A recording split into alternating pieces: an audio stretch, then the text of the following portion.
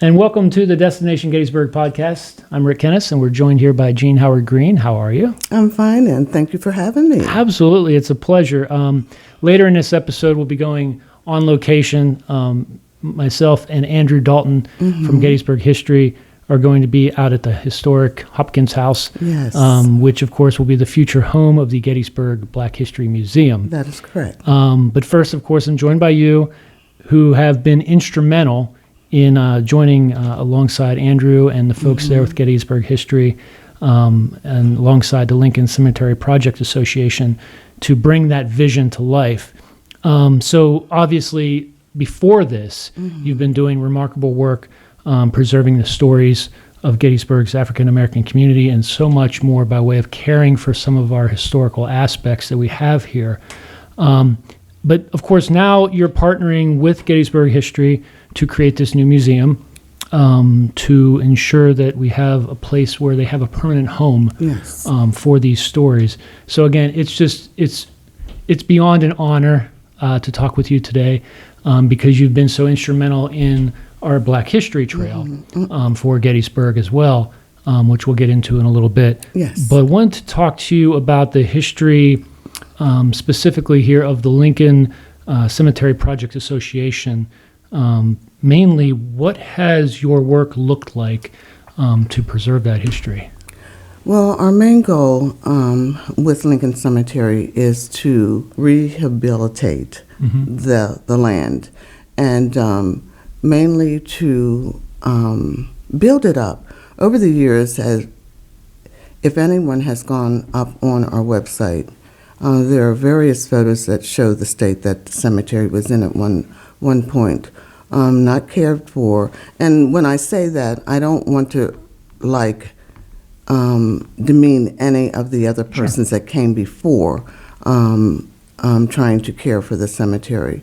But at one time, it was not cared for many, many years. It is at a point right now that it is coming, for a better lack of words, to life. Okay. This is the final resting place for over 450 of our early Black citizens and United States colored troops that are buried there. And we want to make their final resting place a wonderful place, just like any other cemetery. And this is just such a great joy of mine, to make sure that this particular resting place for these early Blacks is forever taken care of. And that is my main goal. And there are no really early photos of what it looked like when it was first, like going back to 1867. So trying to sort of put it together is like a puzzle.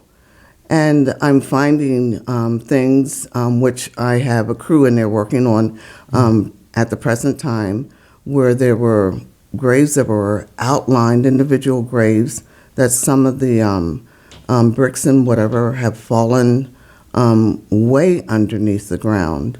And I never saw those before, but we've located those. And so we have a crew that's working on outlining that and bringing that to life and whatever. So when I'm doing that, then I can somewhat get a vision of what it might have looked like at that time. But my goal is to try and restore it to what it did look like at one time without photos. Right. But, and with the respect that it deserves. And yes. in so many ways. I mean, some people watching today might be aware, but off the top of your head, are there any key historical figures that are buried within the cemetery that you can? Oh yes, there are many. Basil Biggs for one, and everyone knows the story of Basil Biggs. We have Owen Robinson, we have Lloyd F.A. Watts, there are some lesser known people that are in there, but everyone has incredible stories.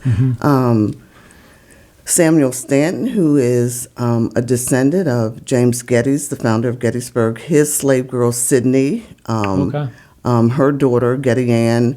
Wonderful stories in there of, Isaac Carter. Now, I find his story to be amazing because he actually, a United States colored troop, but he actually was a substitute for a white gentleman. Okay. And so that is a story that has never been told. So, there are just more than the normal, that everyone has, heard about, but incredible stories. And I love when I take tours in there because I try and pick out a different person that someone has not heard about, like the more known, like Basil Biggs and whatever. So, but it's really an eye opener for people when they do hear some of these stories, and not everyone, as I say, were washerwomen and day laborers. There are some incredible stories in there. Well, I'm looking forward to hearing more of those stories when the Gettysburg Black History Museum opens in maybe 2027 or so. Yes. And we're going to talk about that here in a little bit. But yeah, we've, up until this point, there have been some books and some occasional things written and so forth, but no real central point that people can go in Gettysburg to really respect this history. We've had the Black History Trail, and this is a trail that was created by a lot of people within the community, including yourself. A lot of input went into this, so we have some great locations on there. It's nice because if you're not familiar with it, just blackhistorytrail.com, you can go and sign up for it, get your free passport, and essentially it gives you a list of places you can go. As part of that build for that passport, did you run into any exciting new relationships with anybody as you were talking to different people and gathering different things for this passport? Well, I would say yes. And coming together, a lot of the museums and, a lot of the attractions that are on the trail, we all have, a certain amount of Black history in, these particular organizations. But to come together with each one and to share different things, I didn't know this or whatever.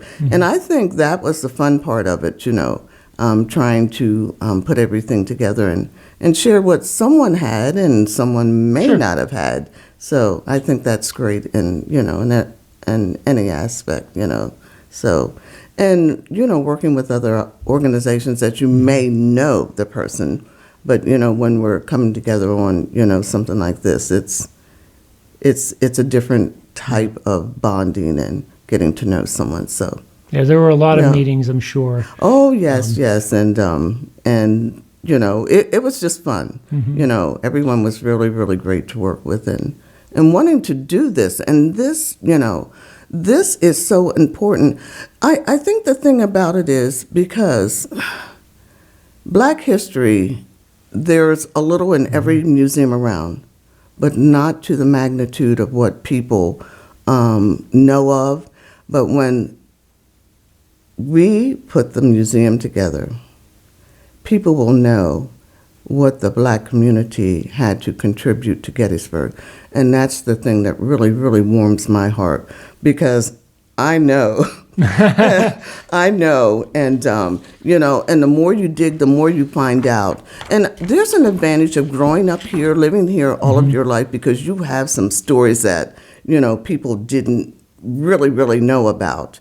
And so putting this together, and even some of the younger people that live here do not even know, some of the really precious history of our people here.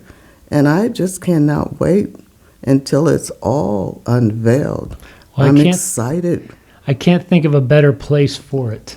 Yes. With the historic Hopkins House. Yes. It's just it's a beautiful location, and as folks will see later in this episode, when we go on location, it's amazing how things are already being uncovered, what's being found, whether it's practically an entire teacup that was found or whatever the case may be. It's just that venue, if you will, is going to really be astounding. And yes it will be. And the thing about it, like you said, the house itself. Yes. The house is an artifact. And knowing that it was Black owned, Black built, and we were able to save it. And what a wonderful project to put Black history in a Black built, Black owned building. That's, it's precious. And it's in some levels, it's kind of like uncovering gold. Yes. Because right now, if you walk up on the street and you look at it, it looks like a house that has maybe fallen behind a little bit. Yes. But when you take down those walls and you see those log cabins, the walls that were originally there, you feel the stories. Exactly. And what I did, I think the one time I was in, I just wanted to feel the logs. I wanted to feel, because it was like this, actually, it is the last Black-owned piece of property or, largest artifact here, besides Lincoln Cemetery. Sure.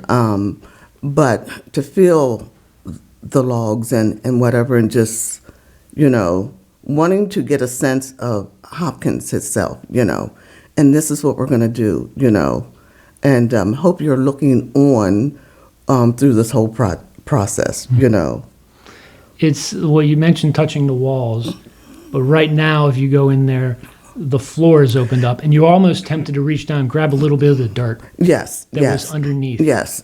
Every part of that place is precious. And it should be precious to everyone. But I think as a person of color, it just really hits me, Sure. to a point where, the whole story and history of Gettysburg is going to be told, and through this house.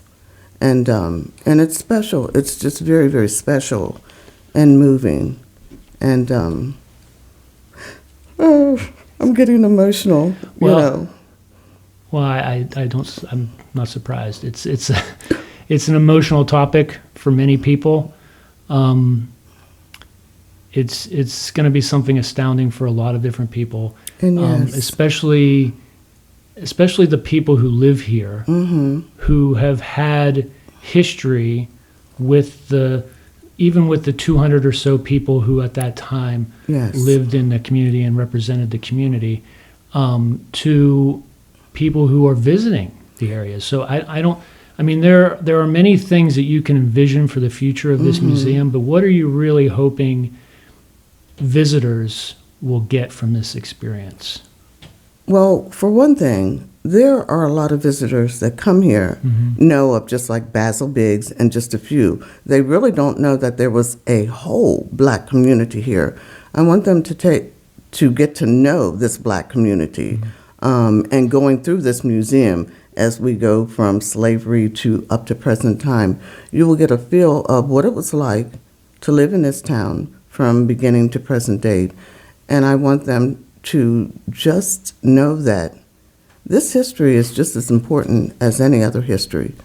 And just to find out how it was for these people that lived here, these ordinary people just like everyone else that lived here at that time, and the scary times when the war came through and whatever, and get a sense of it. And I think when people reach out and they get to know somebody else's history, their culture, and whatever, it gives you a sense that you will begin to understand people. And that's my hope, is that everyone looks at this and understands that, no matter who you are, what race, what color, you're still a human being. Right. And you go through the same things that anybody else goes through.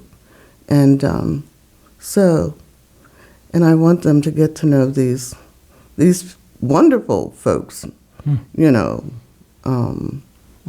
to know what they had to deal with, and how they lived.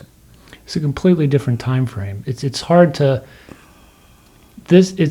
I'm looking forward to this helping me, because it's very hard, as you say, for whatever the case may be in history, it's very hard to put yourself in someone else's shoes, just generally speaking. Exactly. But to be able to do this in a museum setting where you're going to be actually able to see some of these artifacts that they're finding, or just some of the stories presented in a nice, respectable way that people can take it all in, it's going to be remarkable. And as I said, for any race, any culture or whatever, and we need to know and learn. The more we learn about each other, right, the better off. You try to teach that to children from the very beginning. You try to teach it to everybody, but eventually it gets, the waters get a little muddy along the way, but eventually you just try to come back. And I think from a child's point of view, going through this, through the museum, it'll help them understand, and adults, just everyone,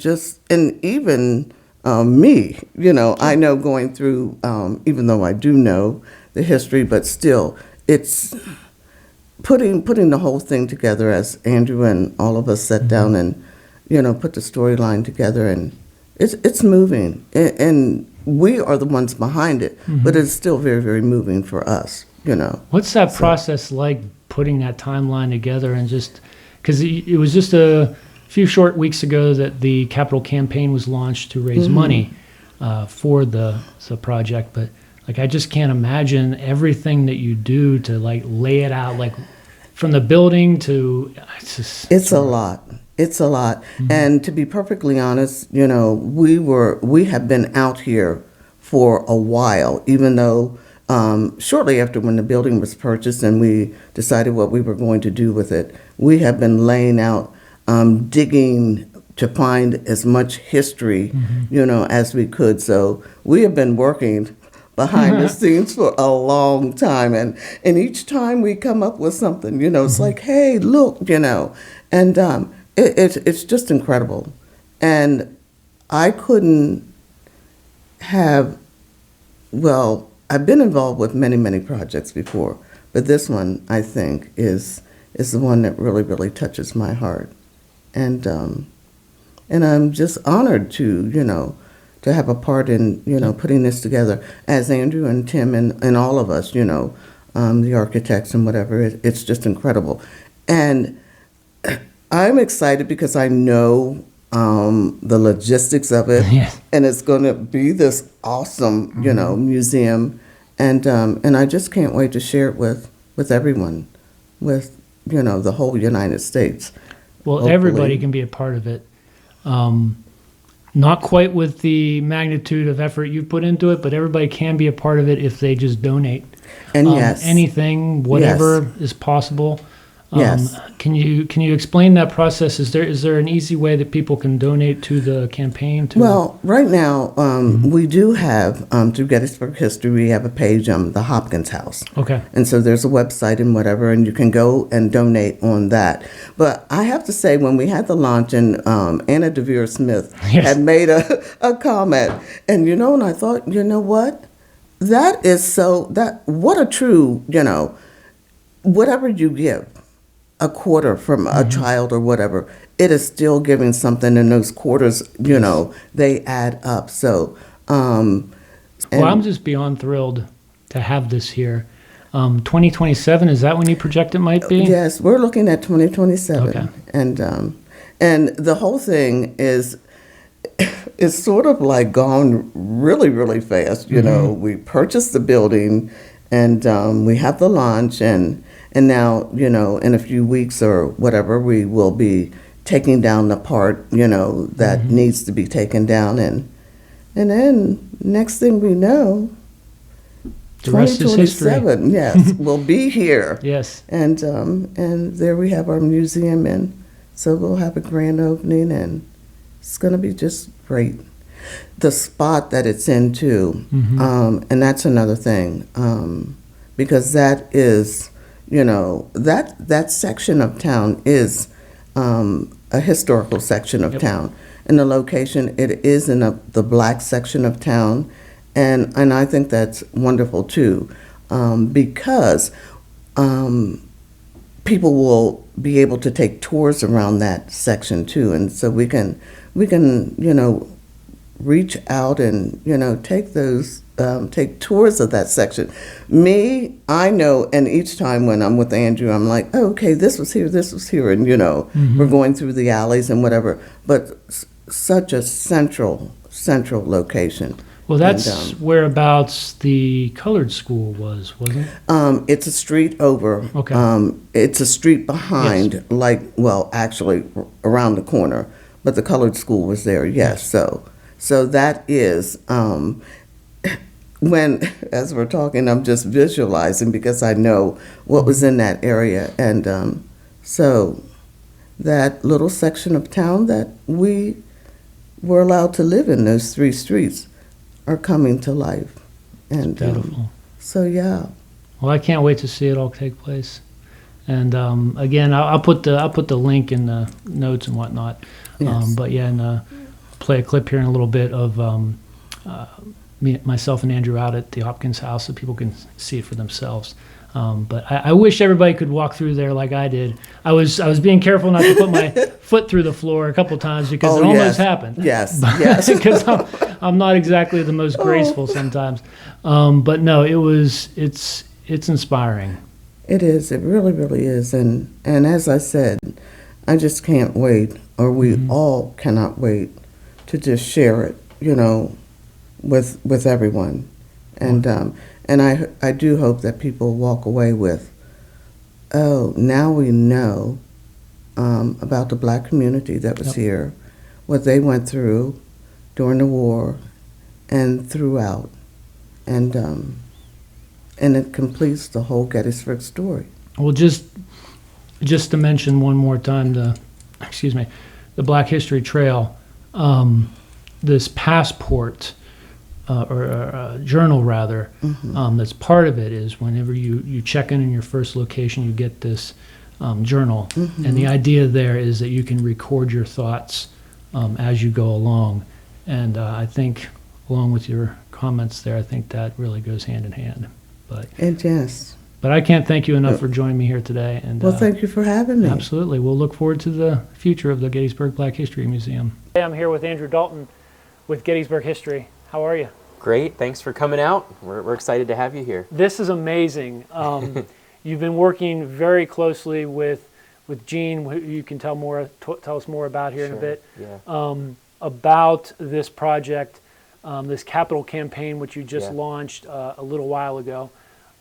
Depending on when this is published, that might have been further down the road.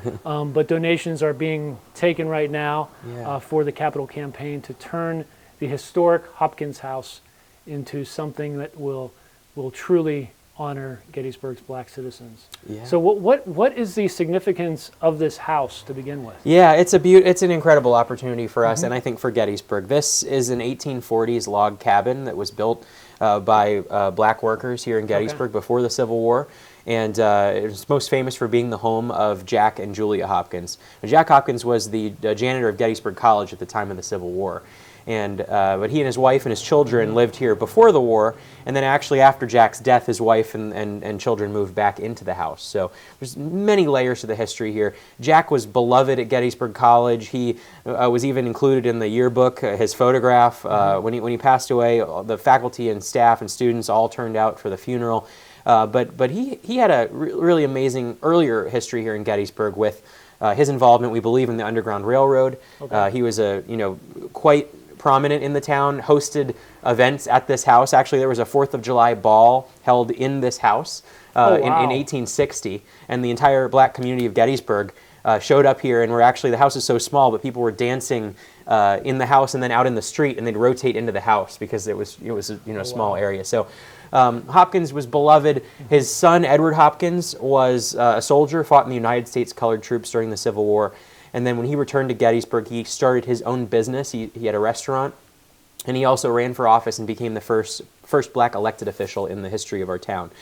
So there's all these layers from before the Civil War and the Underground Railroad through the Battle of Gettysburg, the Civil War, and into the more modern era. This house has been here through all of it, and when you look at these original log walls, it's just kind of exciting because you think of all the folks who lived here and had their quiet moments together in here. They're the kids went to school just down the street at at one of the local schools, and I always think they probably did their homework somewhere here, and they slept upstairs, I'm sure, in the loft, and they made their dinner, and were around the fire, and you just get a sense of these people were real, and they lived Yes. lives not too different from ours, and you can really connect with that when you're in the space.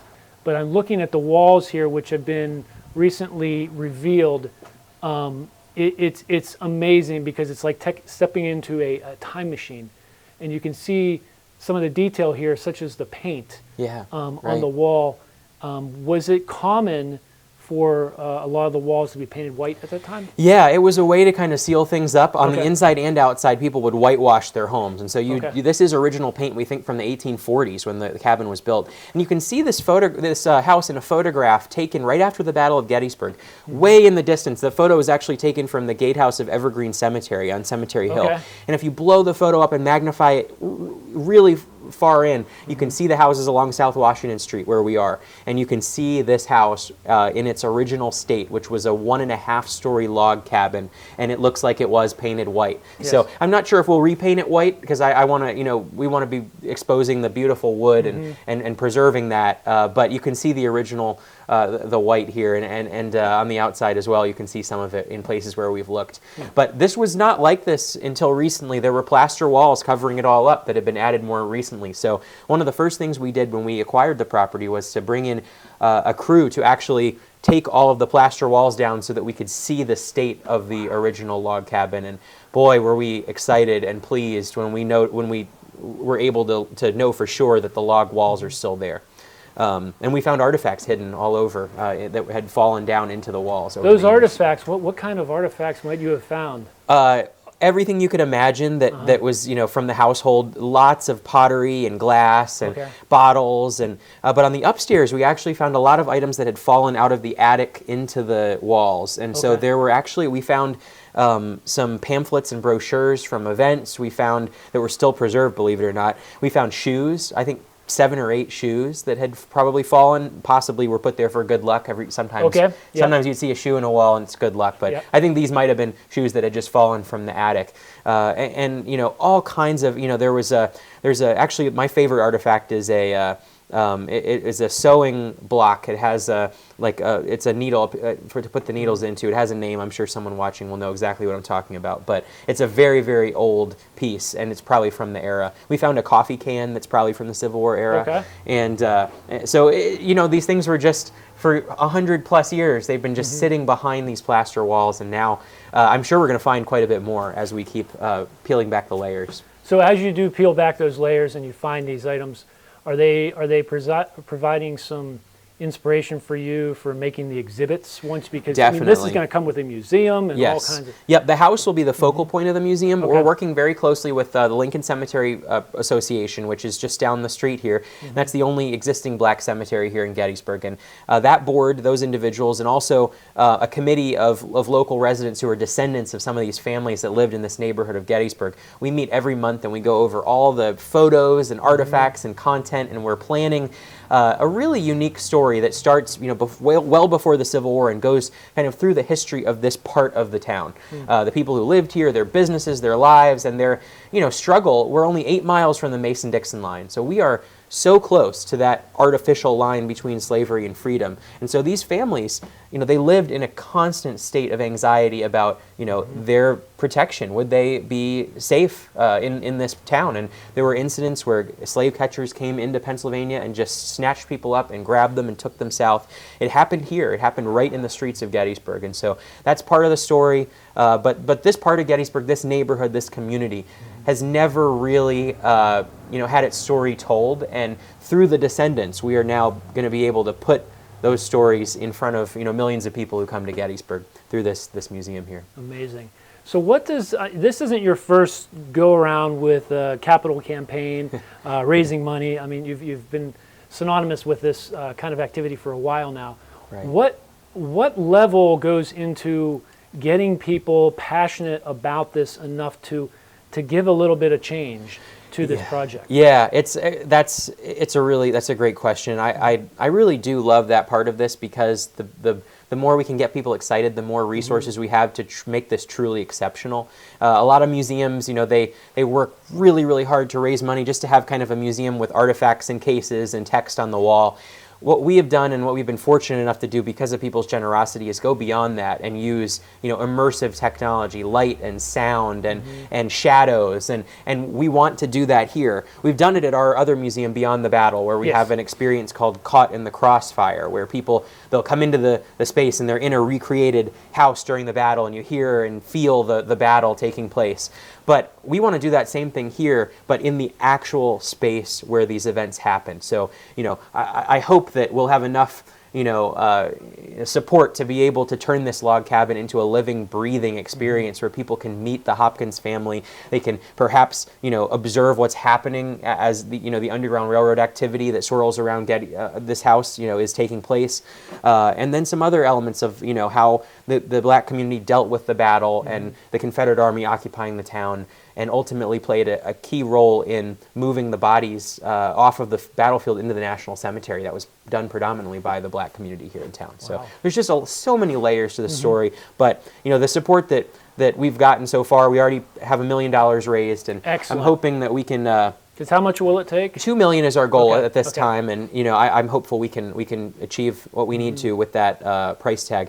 It's a matter of both restoring the log cabin and then adding a modern addition on the back of the cabin that's kind of tastefully worked into the new structure, Right. that allows people to kind of see some exhibits and more traditional artifacts, photos, but then also come into the cabin and experience the story of the Hopkins family in a much more personal way, and then exit back out into the museum space and see some more about the history of the community. That's amazing. So that's our goal. It's we're hoping in 2027 we'll have it all wrapped up and ready to open.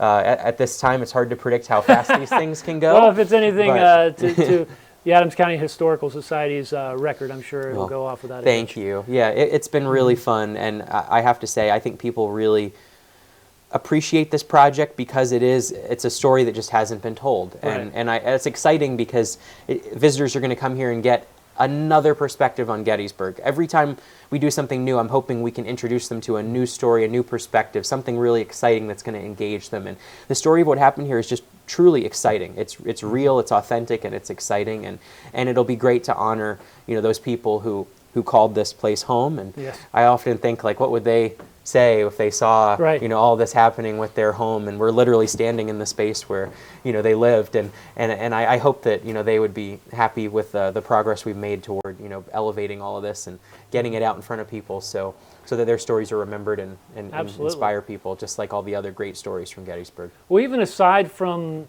adding the museum component to it, the fact that you are able to, in this position that your organization and yourself are in, you're able to restore this just for posterity's sake Right. is amazing, because not without getting into too many details, it's fallen upon some disarray. Yeah.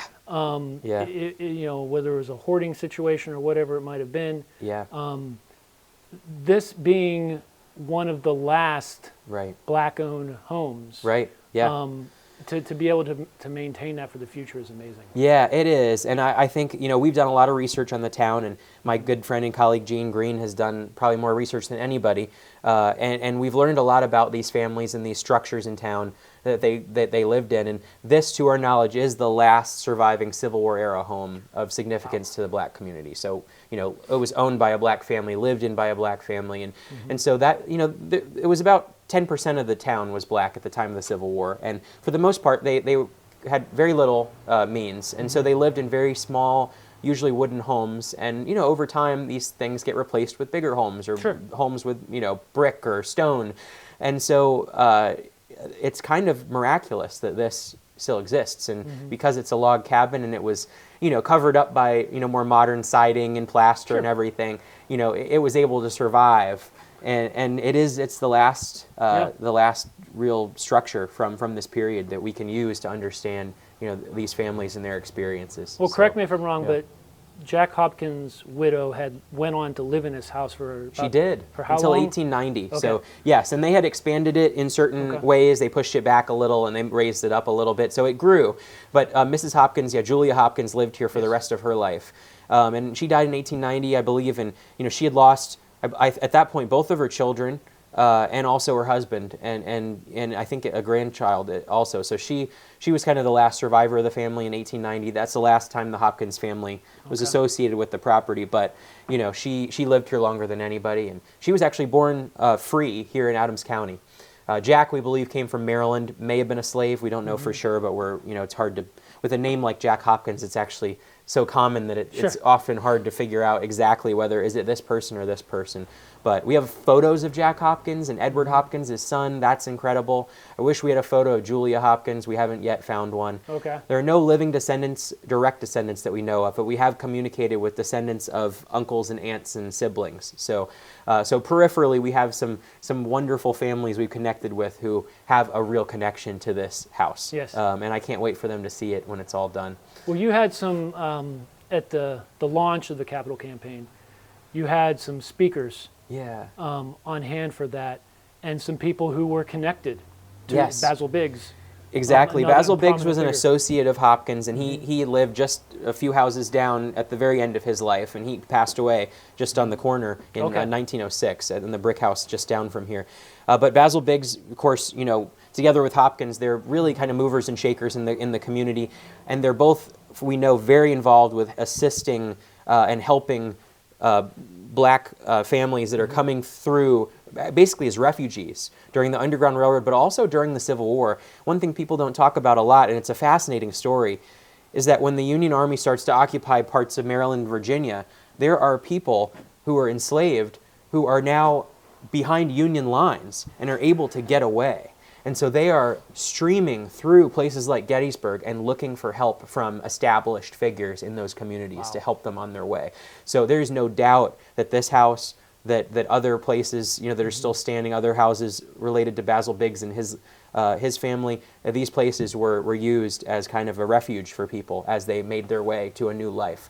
In fact, we discovered during the research on this house that one of the Hopkins nieces actually married a Civil War soldier, a black veteran, who had been wounded and captured and was at Andersonville prison, and he survived it somehow, made it back here, and actually got married to the Hopkins family's niece in this house right after the Civil War, and they lived here together.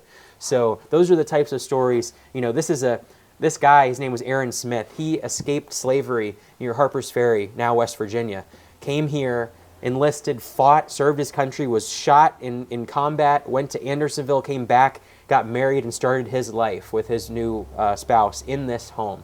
And so those are the types of stories. You think about Hopkins, Biggs. I didn't answer your question, but we did have Biggs descendants here. Anna DeVere Smith, the famous actress from New York. She's a direct descendant of Basil Biggs, and she's actually working on a project about that right now. Okay. And so she was here to help us launch this campaign. Basil Biggs will be a central figure in the museum. But it was a wonderful day. October 4th, we launched our campaign. We had some speakers outside the house, and we announced that we've reached the $1 million milestone in the project, which is very exciting. That was October 4th. That's it's right. October 23rd as we record this. Yeah. That's amazing. Yeah, and we're about to start. This could be the last time anybody sees this the way it is today, because we're going to have a team of experts come in and begin the restoration process next week. Oh, wow. So they're going to start taking the logs and cleaning them and getting the remortaring, rechinking between the logs. I'm sure will be discoveries made. They're going to reinforce the structure so that it's really secure. We're going to be taking down more modern additions so that we can expose the log cabin and bring it back to how it looked at the time when the Hopkins family lived here. But the original floorboards right above us, those are probably from the house from the 1840s. And these log walls, this is what people are going to see when they come into this space. They're going to see the house much closer to how it appeared to the Hopkins family when it was their home. I have to ask you this, because I'm curious. All the years that this has stood here, and all the people who have come through this town, the movers and shakers, as you might say, why now?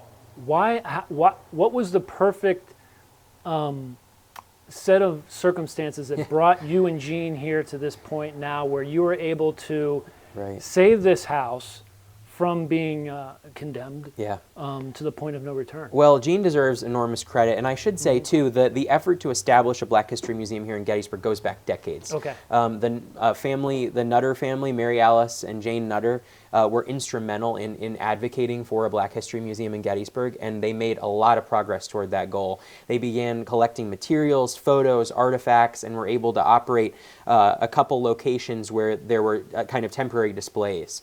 All those artifacts have since been donated to us for use in this museum, which is wonderful. But specifically related to this house, it had been condemned because of a hoarder situation where the house had been absolutely destroyed on the Unfortunately, inside. I've seen the video. Yeah, there was stuff everywhere. There was mold. There were bed bugs. It was a disaster zone, and so we were told that the house was likely, if not certainly, going to be demolished and replaced.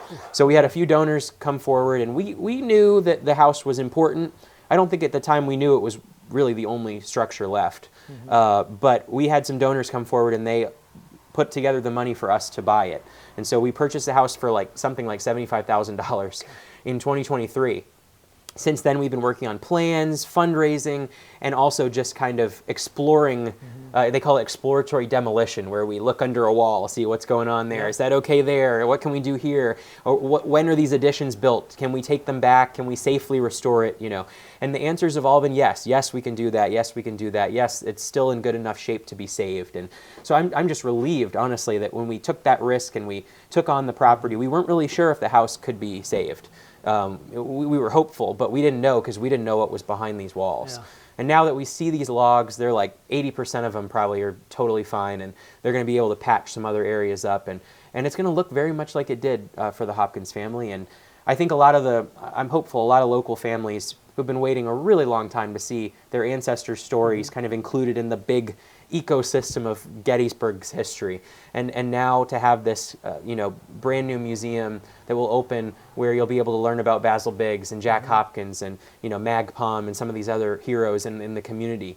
There's heroes in every part of Gettysburg's history, and these heroes just haven't yet had a place for their stories to be showcased. So we're going to do that. It's an amazing story to tell for history's sake, for the 200 or so Black citizens who used to live here at that time frame, which I guess would be roughly the 10% you were talking about exactly, earlier. Yeah. It's just amazing to be able to provide this for future generations to learn as much as possible. Yeah, and I think, I'm most excited about it because, you can visit the Wills House or the Shriver House, which we own, which is immaculate, beautiful museum.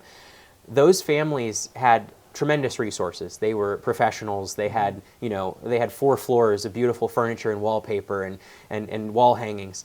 This is a one-room log cabin, and it's only a couple blocks away. Yep. And so you have all these incredibly different and diverse experiences of different families and different backgrounds, but all of them were united in the fact that they lived through the Battle of Gettysburg, one of the most terrifying and devastating events that any community in America has ever gone through.